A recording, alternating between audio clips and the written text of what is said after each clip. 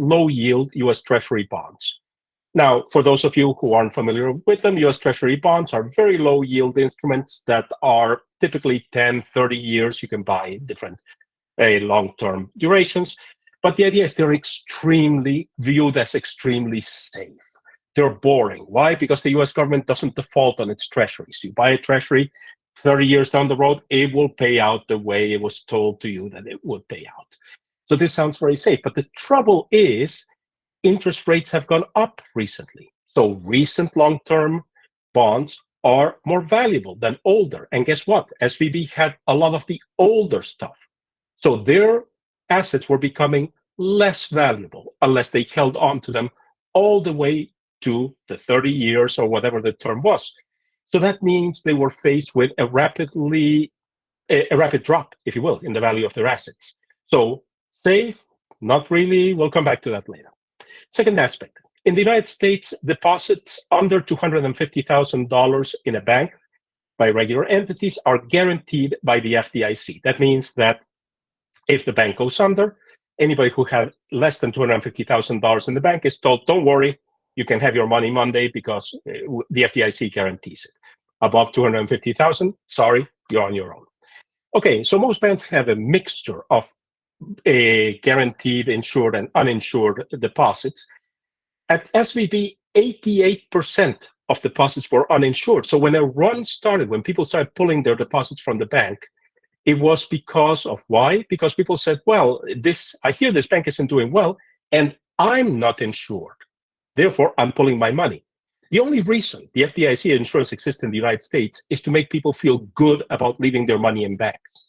It was created to prevent runs. People say, I was prevented to be nice, to be good. Look, that has nothing to do with it, okay? The FDIC insurance was created primarily for a key reason, prevent runs on banks. When 88% of the deposits are uninsured, that 88% of deposits are represented by however many people those deposits are distributed among, who have no reason to stay in a bank if they see things going south, and they'll immediately pull their deposits and leave. So that was the second thing that really was a major issue for SVB. That's way, way too high of a percentage.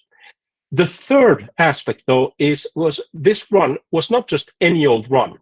Okay, any of you who have seen the Frank Capra movie, It's a Wonderful Life, etc., know what the traditional image of a bank run looks like. You know, people knocking at the bank door. No, this was fueled by social media. Some people say it was the first social media fueled run. That's not true at all. There have been other social media fueled equivalents to this, but this really is probably the biggest. Okay, why? Because this bank catered to the social network of the Silicon Valley venture capitalists who used to tell these startups they put money in, go and put your money in SVB. They specialize in your type of business. When that network of venture capitalists got wind of, hey, this bank is tanking, they immediately told their charges, their startups, pull your money now before the thing goes under. And then the others got wind, and that social network propagated the news, the bad news, much, much faster than it would have if it had been via regular transmission. So those 88% of deposits that were uninsured, the people that had that money, okay, not only did they not have a commitment to keep their money in the bank because the FDIC did not guarantee their monies, they were being told at the same time by a social network they trusted that was in fact helping them, etc., saying, hey, get out of there. So not only did it become a run, it became a fast run, and 20% of their deposits were gone by Thursday within a few hours. Not many businesses, not any business that I know of can take 20% of your money going bye-bye in one day, all right? So that's what caused SVB to fail. Now, what's the story here? Well, the story here is that a lot of people have taken this and said, okay, we need to change banking regulations. So you can only have so much in bonds, or we need to make sure you can't have those many uninsured deposits. So we'll put a law about this, we'll put a law about that, we'll tell the regulators to do this. Social media will punish people. This has been proposed. It's a terrible idea for a variety of reasons. It's also illegal in the United States to punish people for saying, hey, I think that bank is going to tank, if you have no malicious reason to lie about it. If you're honestly going on, pretty good data that the bank is tanking. But it has been proposed that you not be allowed to discuss on social media that the bank is tanking. As I say, that can't go anywhere legally in the States, but it has been proposed. So the trouble with all of these ideas, whether they're good, bad, or otherwise, is that they don't get at the heart of the matter. Because it's a little bit like saying, look, I had this person crossing the street and they kept crossing the street without looking anyway, and they went back and forth, back and forth. And one day when they didn't look to the left, bam, they got hit by a bus from the left-hand side. Therefore, we will now make a law that everybody must cross the street looking to their left. And we will make sure you wear shirts that force you to look to the left. And we'll make sure that you have mirrors that reflect the, yeah, that would have saved that particular person in that particular case, but it wouldn't address the general or deeper issue. And that's what I want to talk about next. Because each of these indicates a deeper issue. That percentage of assets as low yield treasury bonds, it's what I'm going to call a system dynamics issue. The percentage of depositors, it's an agents issue. And the social media fueled run on deposits, it's a networks issue. So let's take each of these in turn, just to explain. System dynamics, I joke, is the story of bathtubs, how bathtubs slowly fill up from faucets, drain from drains, and how you have little feedback loops of sticking your toe in the bathtub to see if it's hot enough. You'll turn up the tap, and if not, you'll turn on the cold water. That's the incredibly glorious field of system dynamics. Here I'm showing you a rather more elegant example. It's a thermostat example that was designed by Donella Meadows, who was one of the founders, of course, of the field. Some of you may know her, of course, as the author of Limits to Growth, the original paper, as well as many other innovations in the field. Sadly, she passed away far too young, and before she had contributed everything possible to the field. But one of the things is that in system dynamics, you have to think about everything, even these big things like the big room that you're heating up or the big bathtub, as stocks, but with flows in and out. You can't think of things as static. You also have to think about things like the time. So take this thermostat. The diagram as you see it here, this will work beautifully. It'll keep your room nice and stable. It'll go up in temperature. It'll go down in temperature. But suppose I add one more aspect to this thermostat, a lag, a delay in some of the pieces. So sometimes the temperature reading is out of phase with the room. And sometimes the thermostat, unfortunately, also gives me a little dial that I can fiddle with because I think it's out of phase with the room. If I do that, the thermostat temperature will start oscillating and my room will never be comfortable. And that's a tiny little thing. This type of thinking is what I call system dynamics thinking. And when you think about it, this is a problem that the bank had at a core level. It didn't matter what those assets were. It thought of its assets in treasuries, in treasury bonds, as this big thing, this big safe thing that offset their big unsafe thing of venture capitalist investments and so on. So on average, you take a big thing and you take an unsafe, a big safe thing, and you take a big unsafe thing, and on average, they look like, yeah, it should be workable, right? That's a terrible way of thinking about it. And that's the first failure I see in scenarios like this, that they're not thinking about how things flow to, from, the fact that things change. For instance, hey, inflation, interest rates, they don't drive up the bathtub really fast or the room really fast, but they drive them. And sometimes the timelines of perception as compared to when happening are not the same. And that can have huge effects. And that's actually what happened to the bank. Again, I'm not going to get into the details of the model, but it's a crucial failure of the thinking by the leadership and by the whole team. And I should say, the board, perhaps even regulators, relative to the bank. Agents refers to the fact that all those people who had put money in the bank, all those people who had those uninsured deposits, the bank saw them as this pool of uninsured deposits, but they're okay because they trust us because of their VC sponsors and so on. The trouble is, agents, people, entities, agents need not be people, they can be all sorts of entities, don't just act as a pool, they look to each other. You go to a restaurant. How do you pick the restaurant? If you're smart, you don't pick the restaurant that's empty. That's the one where everybody got food poisoning the other day, okay? You go to the crowded one, even if you have to wait in line, because, hey, there's a reason that that restaurant is crowded. Now, you hope it's not that they bought a good review in the paper, but that's another story, all right? And this model I'm showing you here is called the El Farol model, and it's about that. It's a restaurant that's very pleasant when it's not crowded, but it gets unpleasant when it gets crowded, and how do people make decisions as to when they go, when they don't go? Well, guess what? If it starts to look very crowded, even if it's not, suddenly everybody leaves, and you can see the oscillations there. And that's what happens in this case. That's what happened in this case. There was a common perception. The bank just saw it as, well, it's this pool, so some people are going to leave, but it's not that they just left. They saw, I left, and hey, I'm leaving because my buddy left, and that other guy, they also left. I'm leaving, man. Somebody got food poisoning here, I'm telling you. I'm getting out of this restaurant. And that's the failure of agents. When people start thinking, when banks, organizations, not just banks, companies start thinking about their clientele, the products they make as pools of things. And these pools of things don't have differentiation among them. And that's a huge failure. That's the agent level failure. And as I say, the last one is a network failure. Because I mentioned that the run was as bad as it was because it was fueled by a network. Now, here's the thing. The bank thought, well, this is a startup company, and they're vaguely aware of this other startup company, and they're vaguely aware of this other one because we are the bank with lots of startups. Aren't we proud of being the bank with lots of startups? But they don't know each other, so they're not really, as things are going, not so great at the bank, they're not going to talk to each other. Well, no, but they all have connections to a tightly knit network of venture capitalists who all do talk to each other.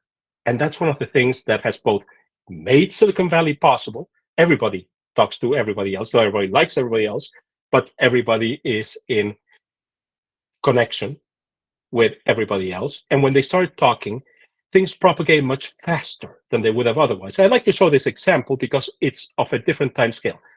I don't know how many of you work in education or have been involved in education or on boards related to education, but innovation in the education world takes long time to happen. This is from a study on an innovation in mathematics that only took about 5 years to propagate. Now, I realize that 5 years, that doesn't sound very fast. Trust me.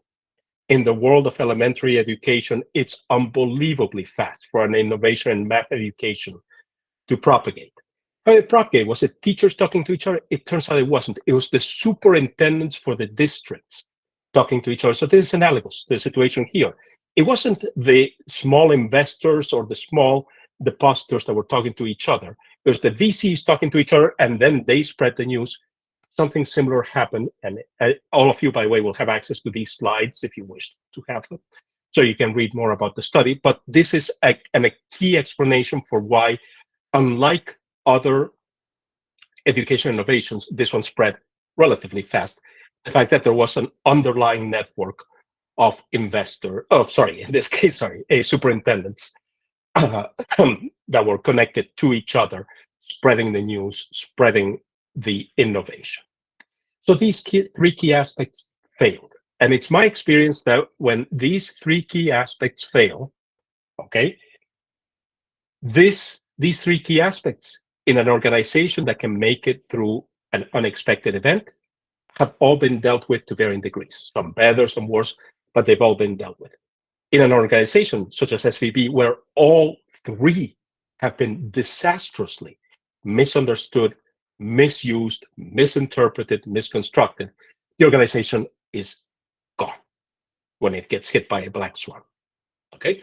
And in this case, it wasn't a hugely black swan. It was we'll see, I'll come to this in just a second, what's sometimes called more like a dragon king. But I'll come back to that in a second. But the key thing is all three components need to be in place. Again, for those of you who are interested in this, the slides have a link to a series of sessions that I created as innovator in residence for Shaping EDU at ASU, Arizona State University. And it's a mini course on it with much more on each one. But each of these is a key component if you're thinking about what you as board members or members of organizations can do to start to bring in this type of thinking. And I don't mean necessarily a detailed model, because I could be showing you a detailed model, for instance, for say, the Silicon Valley social network and show you the exact communications with timelines. The key issue is understanding that that's at the root of it. Because again, in this case, it was Silicon Valley network, but tomorrow it may be a different social network, or it may be a network of people within your production line, or something else among customers, etc. It's not a question of this particular network or that particular network. It's bringing that picture into the puzzle. These sketches, by the way, were created by Karina Branson. These are what she calls Converse sketches. If you need somebody to do visual facilitation, please, I strongly recommend her work. I love this. So just a slight side note on behalf of somebody I really enjoyed working with over the years. All right, black swans. So I said this is a world where this type of negligence, this type of lack of attention to all these three aspects is not one where you can make it, because it's a world where we get hit day in, day out with black swans. What's a black swan? Well, a black swan is an event that has three key characteristics. One, it cannot be foreseen. Okay? Anybody who tells you, hello, I will tell you how to predict a black swan is lying to you. They are, absolutely not to be trusted. Okay? You cannot predict black swans. There are other things you can do, but you cannot predict black swans. So the first thing about a black swan event is you can't predict it. The second aspect of a black swan, as described by the creator of the term, Dr. Nassim Taleb, is that they have a huge impact. So this isn't something that you didn't predict. You said, I didn't expect that bird to fly in today. Doesn't matter, but okay, I didn't expect. No. This is something that has a major impact on what's going on. And the third aspect of a black swan is that you can explain it retrospectively. So you say, okay, I understand why it happened. Yeah, but you couldn't predict it. So, however, in retrospect, you can say, I see why it happened. Those are black swans, and we're getting hit with these now on a regular basis. We're also getting hit with some of their relatives. So, for instance, I mentioned earlier Dragon King. A Dragon King is a kissing cousin of a black swan. The event itself in a Dragon King is not unforeseen, but the magnitude of the event is. And that's, so it's a very close cousin. And there's a whole range of other ones, but you get the idea for the type of event. And the key thing in terms of black swans is that when an organization gets hit by a black swan, there are four possibilities as to what might happen. The worst one, what happened to SVB, is existential risk. It's called go bye-bye. You're done. You don't get to play anymore. Not as bad as near-term risk. That's where, it's what we're seeing, frankly, with we can argue whether Credit Suisse has gone all the way to existential risk or in a severe case of near-term risk. We'll see what happens. But that's when you come out badly damaged, or at least damaged enough that you've taken a bad hit. Resilience is what everybody talks about. They say, well, you come out of the black swan event pretty much the same way as you went in. And that's, of course, better than the other two, but not perfect for a reason I'll explain in just a second. Ideally, and this is, again, a term coined by Nassim Taleb, is the idea of anti-fragility. And anti-fragility is the idea that you come out of a black swan event better than you went in. You come out able to do things you weren't able to do before, take on possibilities you couldn't do before, etc. The first thing I always get asked is, how is this possible? I say, look at all the organizations that figured out how to work remotely that had no idea how to do it before the pandemic and how they can now reallocate resources. Ask anybody in logistics some of the new ideas that have come out as a result of the pandemic and how to handle that. Ask people in communications, new modes of communication, etc., that have come out. In other words, no, we have actually examples of anti-fragility all around us. You just have to look carefully for them. Anti-fragility is where you'd like to be no matter what your organization is for a black swan. Now, remember, I said black swans can't be predicted, so you have to have elements that are both structures and processes within an organization that allow you to reach for that. And I've already introduced you to one of those processes, which is to try to think of all of your organization in terms of system dynamics, in terms of agents, and in terms of networks to avoid these issues. That's a key component. There are others, and again, Albert, Birgitte, and Ro will talk about these from a structural perspective in a little bit. But I mentioned that resilience isn't quite what a lot of people make it out to be. Why? Because resilience is great for one black swan event. But the trouble is, if you slip from resilience, it's a little bit of a tightrope act. If you're stay on it, great. But if you slip to near-term risk, or even worse, to existential risk. If your target is anti-fragility, you just slip to resilience. I'd rather be an anti-fragility and slip to resilience than be a resilience and slip into one of the two risk categories. That's why I encourage people in organizations to not just target resilience, but to be more ambitious. All right. I'm going to give you one more component, and then we're going to go to a short exercise. The component I'll give you is, as I said, I can't predict the next black swan, but I can tell you where some of the nesting grounds for black swans are. What are some of the nesting grounds for black swans? We're going to see 6 key nesting grounds that I've identified as, okay, if you're in a board or an organization, anything, you should be looking at these 6 key elements as you're doing this. 3 of them, climate change, pandemics, and human movements, are what we call systemic nesting grounds. The other 3, future present of IT, future present of work, and future present of living, are relational. I'll come back to these in turn. The systemic ones are the ones that have to do with the world that we're in, and you don't have much control over them. You just are embedded in that world, and you have to accept it. So taking each in turn, we have first climate change. And in climate change is a given at this point. In the chart you see on the left, you can see the curves. If any of you were, as I was, at the press conference on Monday, you know what the last report of the current IPCC was. And they keep saying, well, we are definitely going to go over 1.5 in the next decade. But hey, we can maybe go down a bit faster after that. So they're looking at the 2 lower curves. I'm not as optimistic as they are. I think we're going to be on the middle curve, the one that's labeled SSP 2 to 4, 5. And that means, on the right, we're going to see greater frequency of these events. It's not then, and suddenly the whole planet burns up. Okay, I hate those ultra doomsday scenarios that are completely disregard reality, but it's also not good. You're also looking at the type of a drought event or a heat event or a water event of a type and magnitude that you don't see regularly, so more like the Dragon Kings I described earlier. Pandemics. Okay, I'm not going to bore you with even more discussion on COVID. I'm sure you've all had more than enough of discussion of COVID. So I'll talk about influenza instead. Okay, so this is a chart for influenza, the latest H3N2 variant, which is showing some rather worrisome capabilities.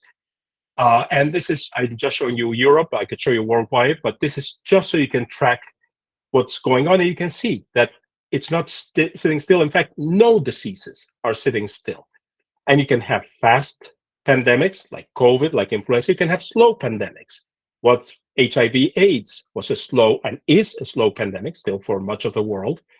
You can have persistent pandemics. Malaria is a persistent pandemic. Dengue is a persistent pandemic. So these are not going away. And again, you need to deal with this, with the fact that these can have a very direct impact, as we saw with COVID, in what you do, what you can do, what you can't do, who can ship what, who can make what, etc. Movements of people. Now, I use the word movements to indicate all sorts of movements, not just what everybody thinks about, oh, you're talking about big migrations, or you're talking about refugees. That's part of it. But as it turns out, that's a tiny percentage of the much bigger picture of, in different locations, people moving into cities, out of cities, emigrating from countries, immigrating to countries. And guess what? Sometimes you'll get the average picture, and you already heard me say averages, well, like that average of high risk, low risk doesn't really work. Same thing here. You need to look at this from a systems perspective. Yes. So here you have, for instance, from the Eurostat database, what's happening in cities. Which cities gain population, which cities lost population. And on the chart on the right, and again, you'll be able to, if you want to play with this, look at it in much greater detail later with the slides, you'll see that the relationship between immigration and emigration to from other countries is not as straightforward as you might think. So it's very interesting. Which cities are growing a lot, which cities are growing less, which cities are getting a lot of immigrants, which cities are not. It's not simple. You need to think of this from a systems perspective. And yes, networks also play a role here. But again, this makes a huge difference because people live in a city. You have to figure out how to get their products or how they're going to work. And maybe they don't want to commute in or out of a city. Or maybe the area that you were selling to is becoming depopulated. Or maybe there's now a new manufacturing competitor because a lot of people have moved to an area and now it's profitable to set up manufacturing. I was just reading yesterday, for instance, another example of movement. People have moved out of retail stores because there's no interest in people buying retail. They buy online. But gyms, because other people have stayed in the area, have moved into those stores. So all of these aspects of human movements, from the very large scale, as I say, the dramatic ones, as we're seeing, for instance, sadly, with the war in Ukraine, with large, huge refugee movements, even, it's, of course, you have those, but it's, again, a bigger picture and one you have to keep in mind because there are unexpected components to it. The other three grounds are relational. These have to do with the activities that we carry out. And there's three particular ones that are particularly powerful. I use the term future present because people always think of these as the future. It sounds like you should have the synthesizer in the background for science fiction movie of the future, etc. But it's the future present because it's happening now. And one is information technologies. Another one is work, how work is carried out. And the third one is living, what we want to do, what we'd like to do, why we want to do it, why we'd like to do it. So in terms of IT, huge ranges. But I'm just going to show you three here. One, you already heard me talk about on the left-hand side, which is the whole aspect of thinking about saying, how do social networks work? And they work differently across age groups, populations, countries. I'm showing you one chart for the US, but every country in the world has a chart like this one, and it looks very different. And it's a nuanced aspect. Now, we know they're powerful, but taking a monolithic look at social networks doesn't answer it. On the top right, well, of course, GPT-4, ChatGPT, I think we've all heard quite a bit. I gave a talk myself, I did a Q&A session last week on AI and ChatGPT. It is completely transforming things. But it isn't a simple, this job is in, this job is out. Many jobs are modified, moderated. Some jobs become more valuable, some jobs become less valuable. Very complex landscape. And finally, the whole aspect of cybersecurity, cyber defense. And as you all know, in the EU, that's moving forward with new commitments, new aspects. And this is, for instance, from the Cyber Defense Index put together by MIT's technology review team. And you have the list, so you can look at the different dimensions. And again, it's not just one aspect. It's not tell people, hey, update your passwords. There's a whole series of dimensions, aspects. And it's important to realize how those, again, can be a nesting ground for black swans, because something you did thinking this makes security better can actually have an unexpected black swan event as a result. So this is where they nest. For future of jobs, thousands of things I could have shown you here, but this is one that's related to the previous one. As we automate more things, the assumption has always been, well, it's whole jobs that come or go, but it actually tends to be chunks of jobs that come or go. And that's something that you need to keep in mind. And finally, in terms of future present of living, attitudes. And it's very good to be doing this today with that, because one of the things that happens is, okay, so on the left-hand side, we know that people want to not be at the office all the time. They like hybrid work. They would prefer it to office all the time, or for that matter, to online all the time. But on the right-hand side, you find that elements of inclusion of hybrid diversity in terms of work-life support, mutual respect, other inclusion initiatives, and so on, are things that people are valuing more than they did before. They are saying, hey, this is a good place to work, but it's also how I want to live. So diversity, inclusion, equity, all of those are values that are increasing in importance. And again, this is one of our nesting grounds. All right. At this point, I've been talking for a while. You can look across a whole range of different possibilities. This is a chart I put together for a session at CIME last year, just to point out that all of these areas would be impacted. Let's actually do an exercise with all of you, okay? We're going to take about 10 minutes, and I'm going to ask you all, I'm going to put you in breakout rooms. I'm going to give you a scenario. It's the year 2030, so pretty close to now. We have a severe climate event that's dried up and heated up all of Europe from the Mediterranean to the Nordic region. So transportation is in trouble. Energy production is in deep trouble because we have higher demand for cooling, but at the same time, it was already at the limit. So we have a black swan as a result of this. Here's the thing. I'd like you all to take about 10 minutes, and I'll give you 10 minutes to think about this. And I'm going to ask you to think about 3 questions in your breakout groups. The 3 questions are, number 1, from the 5 nesting grounds, you're at organizations now. Assume your organization is still one you're involved with in 2030, okay? What do you think poses the most risk of these 5? Number 2, which aspect of these system dynamics, agents, and networks is most likely to not be ignored, not be accounted for properly? And number 3, of these, which ones do you think your board for your organization may not be accounting properly? So prioritize. Any one of these 5 could be the source of a threat to your organization. Which one do you prioritize? Each one of these 3 components could be where you see your organization lacking. Which one do you see as potentially most problematic? Each one of these 3 components could also be hard to address, difficult to address by the board of your organization. Why?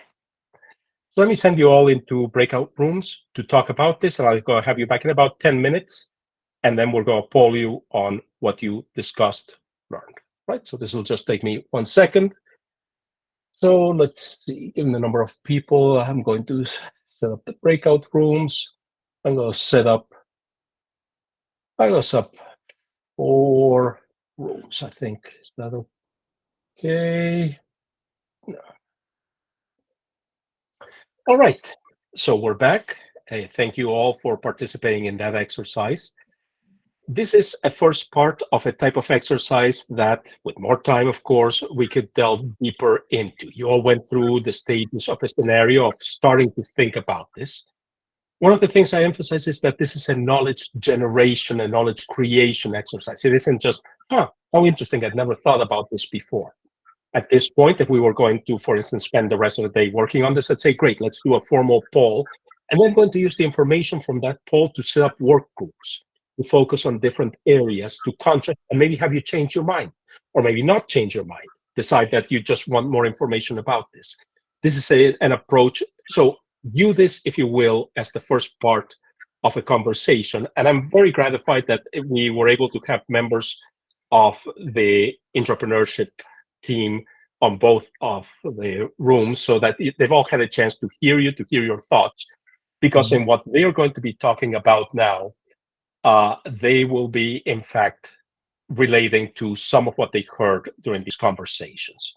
So you've all seen them, you've all met them. Albert, Birgitte, Roland, I'll let them all say more when they're on stage, but they've been working on a key model, a model that I think is essential, because I've been talking about what you need to look at, but you need structures that make this feasible, possible to be incorporated within organizations.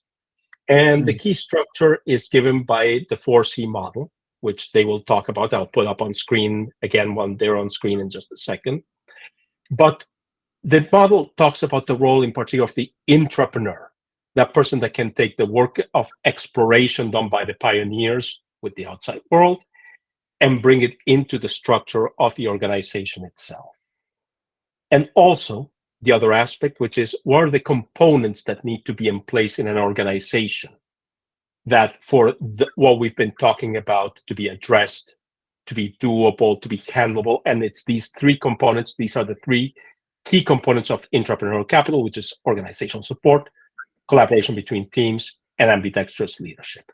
But at this point, I don't want to take any of their time, since we got started a bit later than I had hoped. I want to turn over the stage to Albert, Birgitte. Well, it's to you, please. All right. Thank you. Thank you so much, Ruben. This is really, really fantastic. I thought to recap, the book is really about a new framework for discovering and integrating disruptive ideas. So if you're a large process-driven organization, whether it's public or private, with hundreds or even thousands of people committing their time and energy into creating some kind of value of some kind, there's really no way you can compete with the scale up, the very ones who were funded by VCs with the Silicon Valley Bank issue and the collapse. These scale-ups, they're more agile. Their decisions are not cluttered, with red tape and internal politics.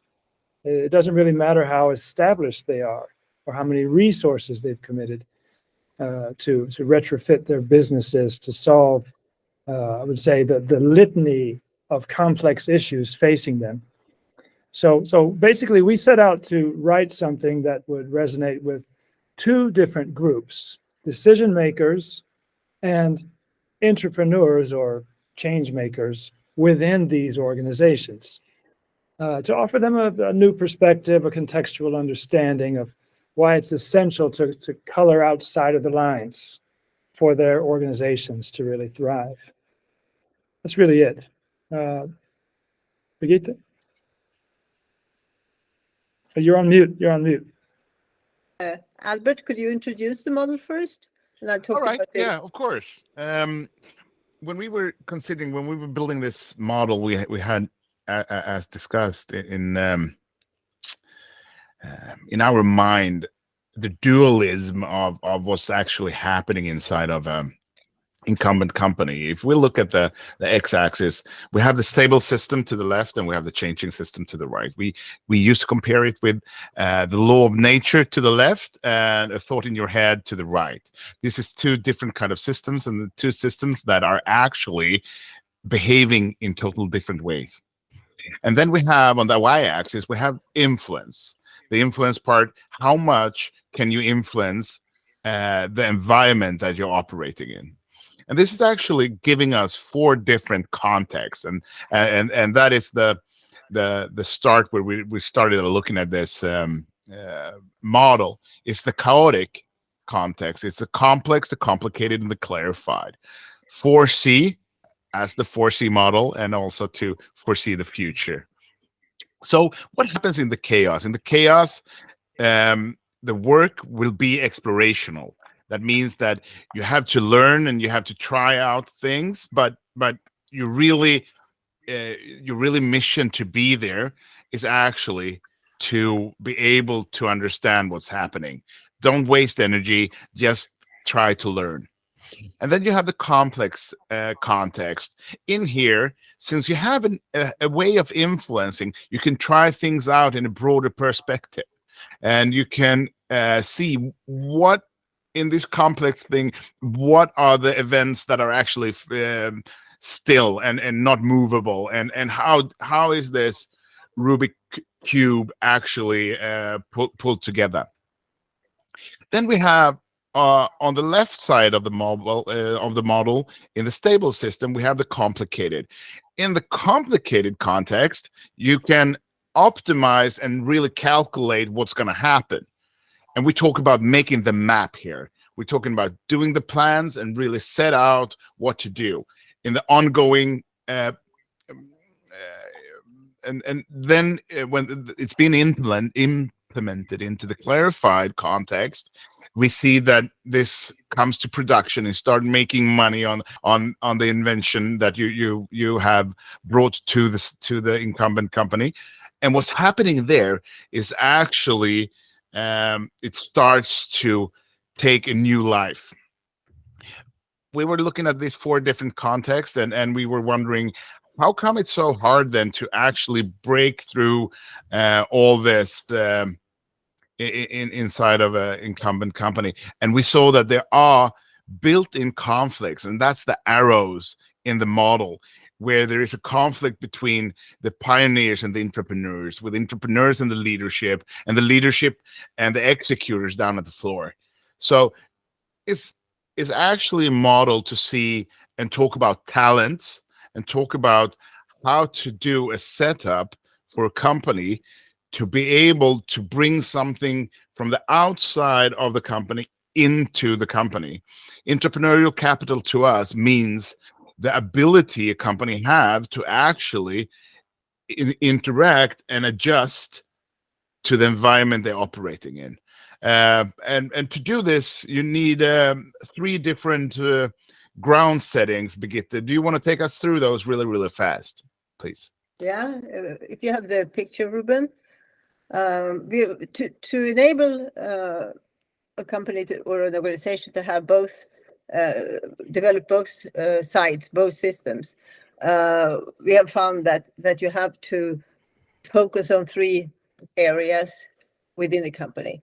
And this is collaboration between teams. We call it an organizational, corporate or organizational culture, which enhances the importance of internal and external networking and leaving the silos behind, developing a common language of innovation, and transformation, also just to enable people to participate in all these contexts, because in the context, it's important that you have the right competencies in each context, but still it must be an open and a communicative system if it's going to work.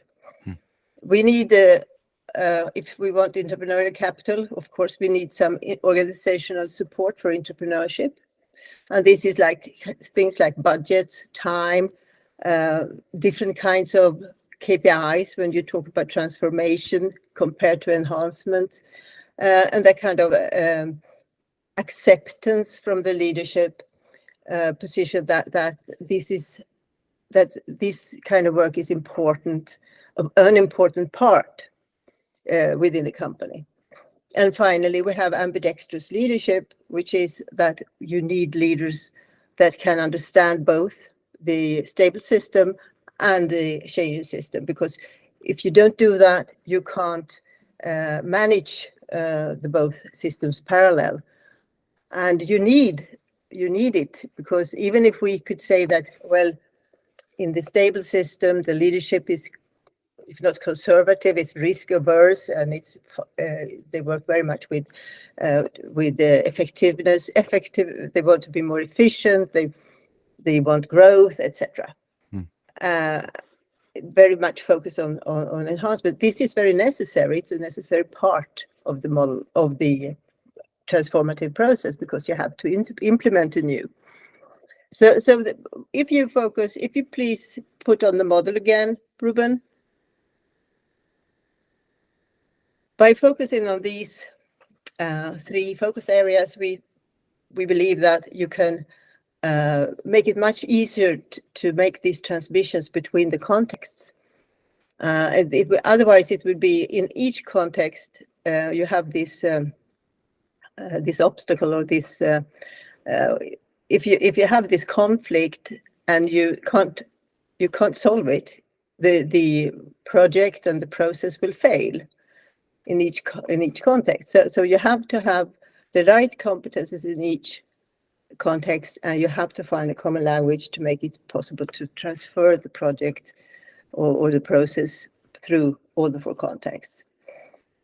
And this could, of course, be applied on the bank, which we started with in the beginning. Ruben started to talk about or describe what happened in the bank, and our conclusion is that it seems like, we don't know, but it seems like the leadership has been very much contained in its own quadrant, in its own context, not listening to what's happening, not listening fast enough, not having the entrepreneurs in place that could tell them what's happening out there, and lacking probably also in the communication with their cast and crew, or you could call it management and staff in this case. So I think a lack of communication, but also some sort of focusing only on previous experience was one of the issues, that they were risk avert in a one way because they didn't want to change the path they've chosen, but the path they chose was very high risk path.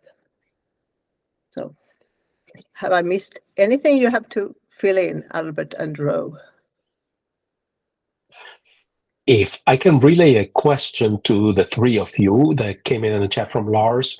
Lars asked, following our breakout, how do you speed up work on the left side? Well, I've been thinking about that.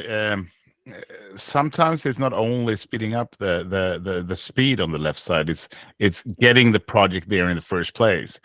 The reveal is the conflict that is actually the only horizontal movement in this model, but it's also then two different type of employees that are to be agreeing upon how to treat a project that is in a very early stage. So when it's set and done in optimization, I think when it has a much bigger, the process to bring it down is not that fast.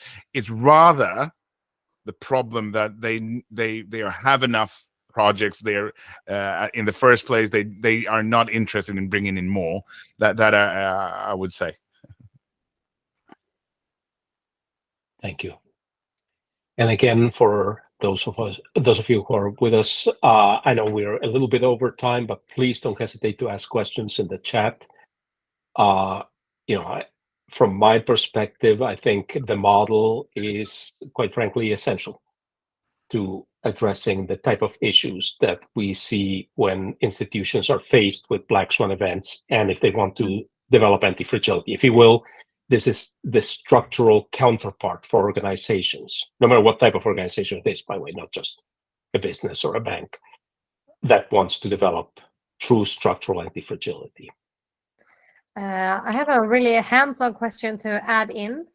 Looking into this model and like starting off, we have a company right now. What can I do if I'm on the board of the company? Not a share, but just a board member. What can I do? What kind of questions can I start with? Where do you start to just start using this model, or what can I do from the first step as a first step? Great question, Hannah. I would try first to try to identify the different energies you have in the company. On the scale, who do we have in our leadership, and how do they actually, where in the scale are them? Are they very much to the left? How do we have it on the right side? Do we have entrepreneurs actually working here? What are they doing? What are they thinking? Have we had lunch? And what are their dreams of where this company is going to go? And do we have connections with the pioneers, the gurus out there in our field, in our upcoming field? Do we have that kind of energy feeding in to our company? I mean, just plottering out and trying to understand where our company is well invested or not well invested is the first kind of plotter I would put. Great. I think that if you take a look at the left side, it's on the left side in the stable system. That's where all the enhancement projects are developed, and 98 or 99% of all the projects in a company or an organization is enhancement projects.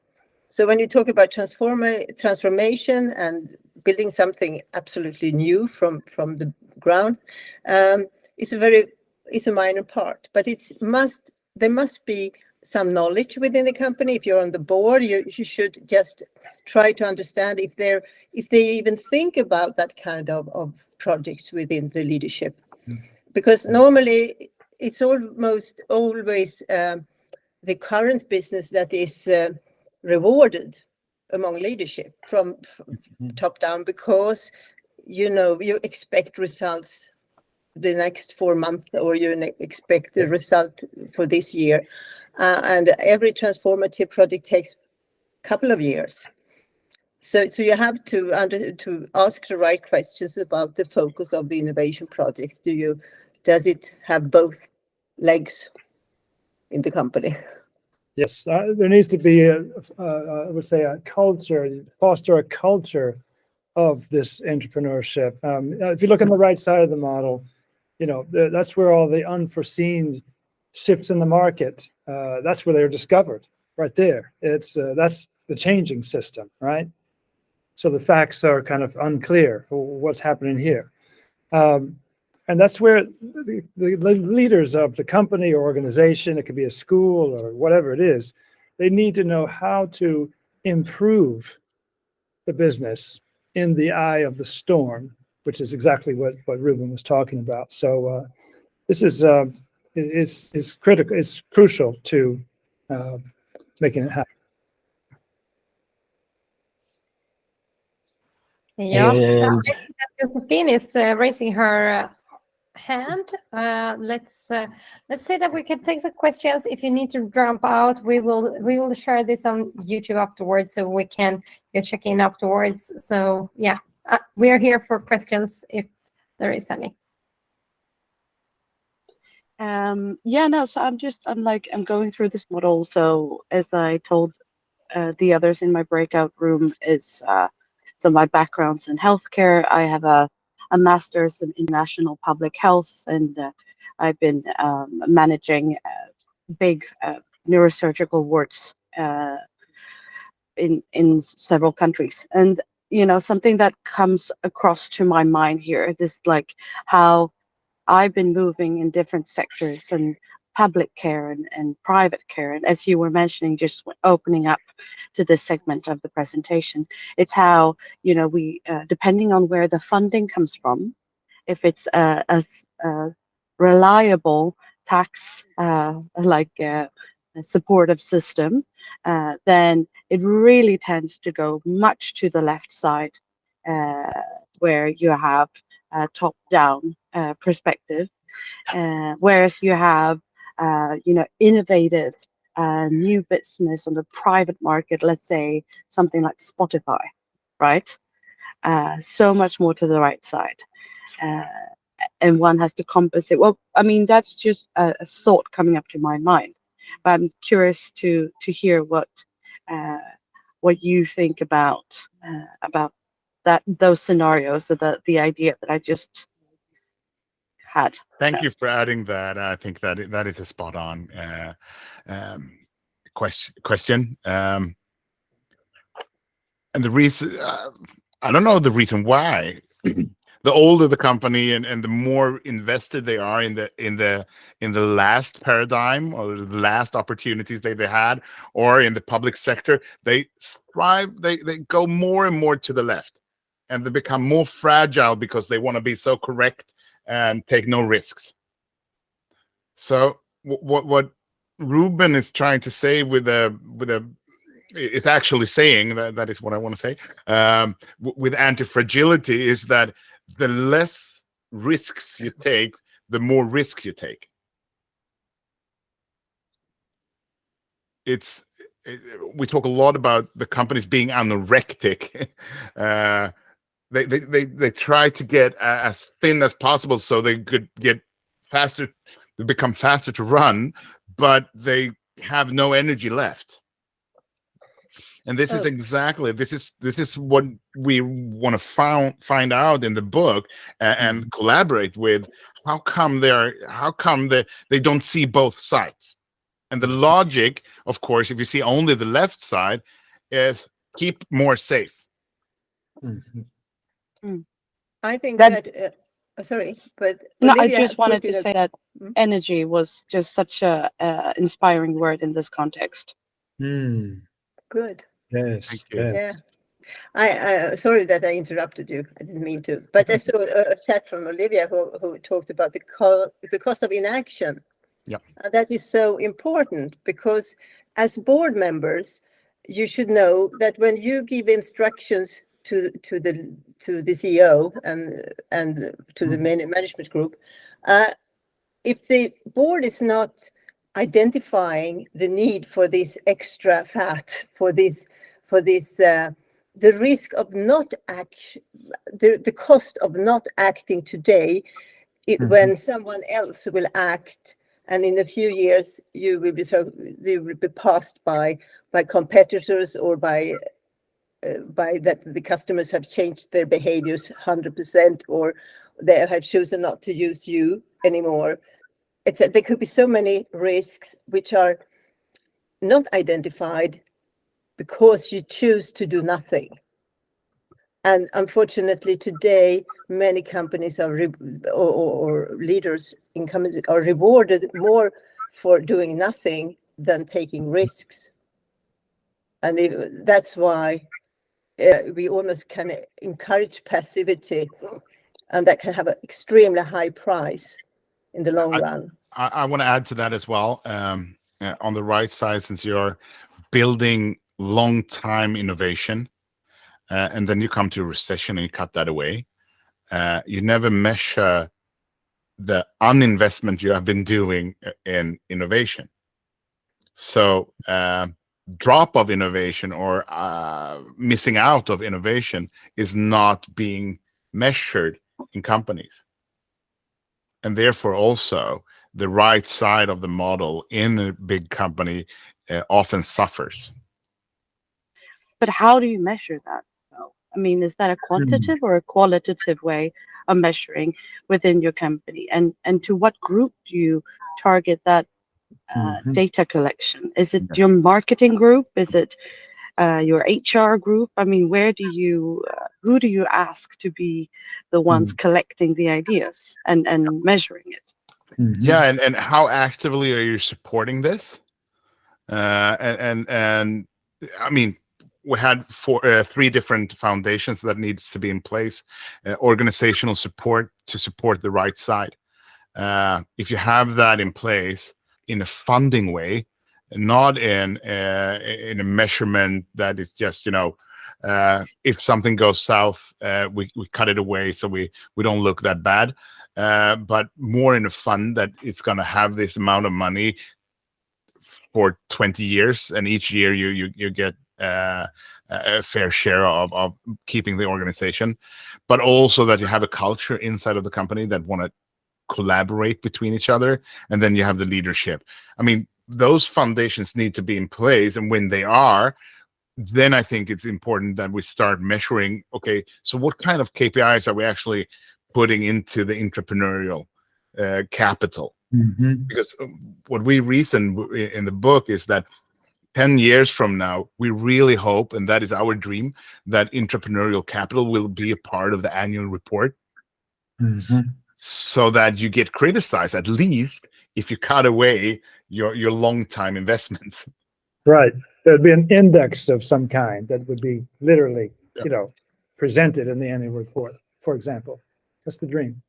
Yeah, because then there is a cocooning ground for long time investments to survive inside of these companies.